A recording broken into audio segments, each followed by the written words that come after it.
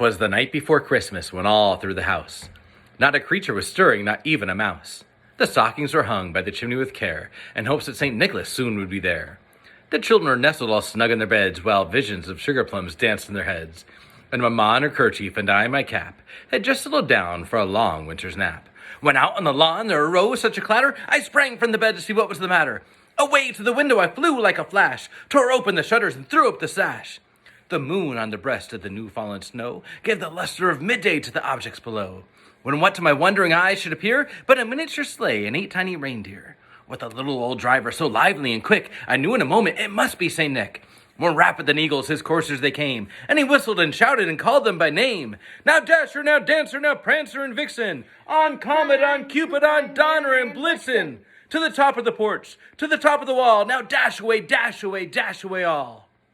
As dry leaves that before the wild hurricane fly, when they meet with an obstacle, mount to the sky.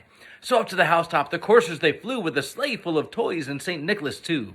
And then in a twinkling I heard on the roof the prancing and pawing of each little hoof.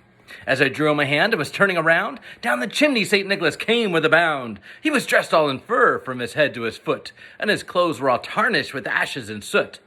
A bundle of toys he had flung on his back, and he looked like a peddler just opening his pack. His eyes, how they twinkled, his dimples, how merry, his cheeks were like roses, his nose like a cherry. His droll little mouth was drawn up like a bow, and the beard of his chin was as white as the snow.